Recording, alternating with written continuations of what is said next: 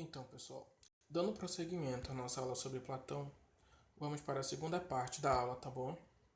E uma vez que a gente já viu a principal característica da vivência filosófica platônica, ou seja, a busca daquilo que é real e do que é verdadeiro em todas as coisas, que proporcionou a sua distinção de um mundo inteligível para um mundo sensível, daquilo que é real e daquilo que é falso, nós temos que avançar agora, tá bom? E fazer algumas outras observações sobre essa sua teoria.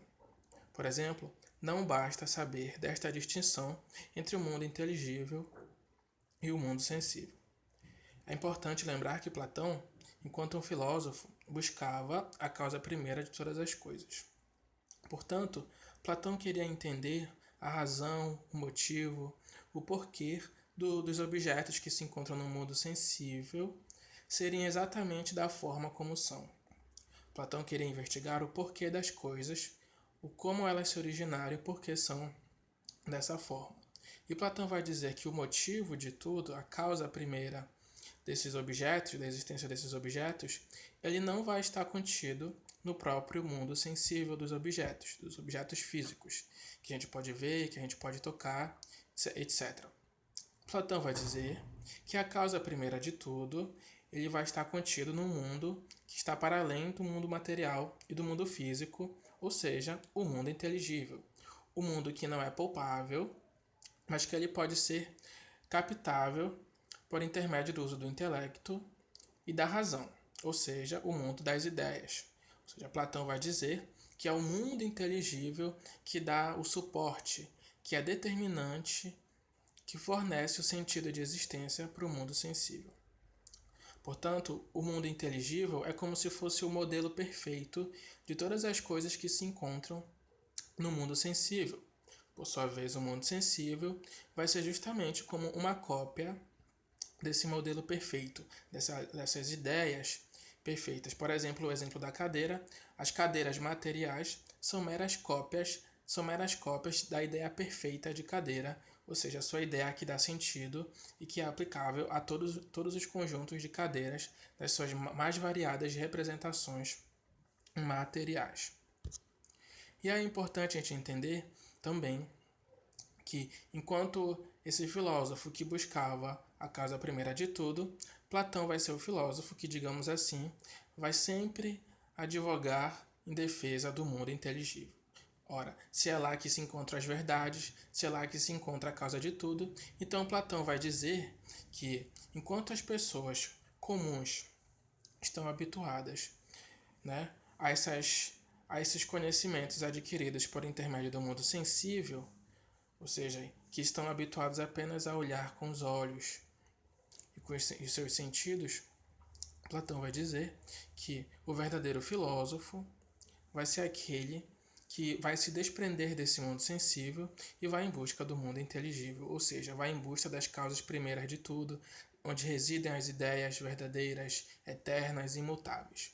E essa passagem do mundo sensível para o mundo inteligível, ou seja, essa passagem das coisas que são meras cópias, que são meras opiniões, que é apenas algo ilusório, para o mundo que é verdadeiro, que é realmente o momento onde se encontra o conhecimento, Platão vai dizer que essa passagem é proporcionada por uma vivência filosófica, e essa vivência filosófica, segundo Platão, não é nada mais nada menos do que o método dialético. Ou seja, dialética, segundo Platão, né, é justamente essa influência socrática da conversa e do diálogo. Só que Platão, ao contrário de Sócrates, Platão vai deixar suas obras escritas. Na verdade, e a grande maioria das suas obras vão estar escritas em formas de diálogos.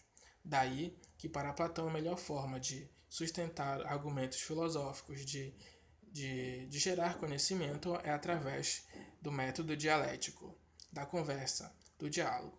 E nesse sentido, o diálogo aqui não é apenas entendido como aquele diálogo entre uma pessoa e outra, mas também o diálogo aqui é entendido como se fosse uma conversa de nós mesmos com nós mesmos, ou seja, apresentando as nossas concepções que acreditamos como verdadeiras, depois refutando-as para em seguida formular conceitos e ideias mais bem fundamentadas, muito semelhante com a ideia de ironia e maiêutica socrática que nós vimos nas aulas anteriores.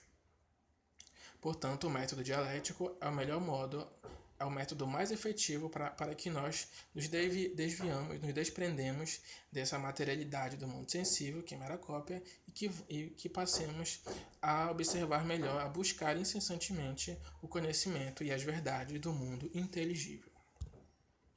E um outro aspecto importante também, que está relacionado diretamente com essa teoria das ideias, é a sua teoria da reminiscência. Como tu deves ter lido aí no teu livro, tem uma parte do livro em que fala que, segundo Platão, existe uma alma que é imortal e um corpo que é material. Uma alma que habita um corpo material. Pode parecer meio estranho ao primeiro momento, mas é importante a gente chamar a atenção para o fato de que Platão também vai ser fortemente influenciado pela cultura de seu tempo, ou seja, pela cultura grega. Ou seja, um dos aspectos, né, culturais gregos vai ser a sua religiosidade. Lembrem que uma forma de religiosidade grega vai ser aquela que vai ser transmitida pelos poetas, né? Homero e Hesíodo, que comporam a Ilíada. Homero compôs a Ilíada e a Odisseia, etc. Mas também vai haver uma outra forma de religiosidade que é um pouco diferente, aliás, é muito diferente dessa religiosidade de Homero e de Hesíodo. Ou seja, essa outra religiosidade vai ficar conhecida como o orfismo. Isso era uma forma de religiosidade da Grécia Antiga que, segundo alguns dizem, foi fundada pelo poeta Trácio Orfeu, daí o nome orfismo. Ou seja, a vida órfica, a doutrina da religião órfica, da religiosidade órfica, dizia que o ser humano, que o homem, ele é composto por uma alma que é imortal e um corpo que é mortal.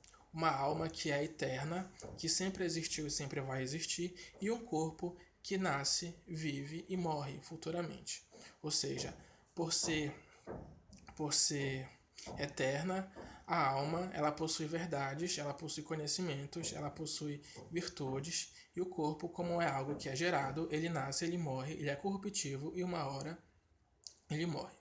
Essa concepção de religiosidade órfica vai influenciar muitos filósofos, como por exemplo Pitágoras, o pré-socrático Pitágoras, e também Sócrates. Sócrates também vai ter essa concepção de uma alma que é imortal e de um corpo que é perecível. E não obstante, Platão também vai ser influenciado e vai estar inserido nessa concepção, nesse tipo de religiosidade.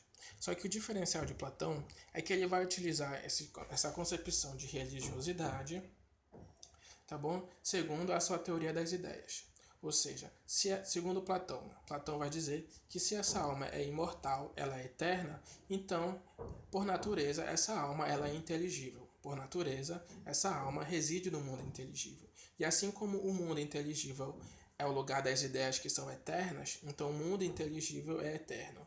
Por consequência, a alma também é eterna. Ou seja, a alma ela já detém o conhecimento, a verdade de tudo. A alma ela é virtuosa, ela é livre e é virtuosa. E ela é virtuosa porque se ela sabe a verdade, ela sabe o que é bom, o que é justo e o que é necessário. Em contraposição, o corpo, que faz parte do mundo sensível e da materialidade, o corpo ele vai ser mortal, ele vai ser transitório e também ele vai ser a prisão da alma. Enquanto que a alma ela é virtuosa, o corpo é corruptível. Enquanto a alma almeja sempre seguir o caminho do correto, do justo e do bom, a alma ela é corruptível porque ela é, digamos assim, eternamente escrava dos seus instintos, das suas vontades, dos seus desejos, ou seja, a inveja, etc. E aí Platão vai dizer também que, por a alma, por natureza, residir o mundo inteligível, a alma já conhece a verdade. Mas no momento em que a alma é aprisionada no corpo, ou seja, no momento em que o corpo gera-se, no momento em que o corpo nasce, a alma adentra o corpo, e nesse momento que a alma adentra o corpo, a alma esquece da verdade. E por isso que, segundo Platão, a educação, a filosofia é uma forma de educar a alma para que ela relembre o que ela já sabia, mas o que ela esqueceu. E é por isso que se trata da teoria da reminiscência, ou seja, a teoria da lembrança, do recordar. Trata-se da ideia de que a alma já conhece a verdade, ao ser aprisionada no corpo, ela esquece de tudo, tá bom? E é por isso que Platão vai dizer que a filosofia, o método dialético, vai ser uma forma de educar a nossa alma, fazendo com que ela relembre, que ela se recorde daquilo que ela já sabia, mas que foi esquecido, né? Devido ter se aprisionado ao corpo. Com o tempo, o corpo morre por ele ser mortal e a alma se liberta mais uma vez para o mundo inteligível e futuramente ela vai ser aprisionada de novo em outro corpo, compondo assim esse mundo como se fosse um aspecto circular. Na verdade, sempre alma e corpo, alma e corpo. O corpo perece, mas a alma é única e ela sempre vai habitando outros corpos. Então, basicamente, essa seria a teoria da reminiscência platônica, que está diretamente influenciada por essa concepção religiosa do orfismo, da vida órfica.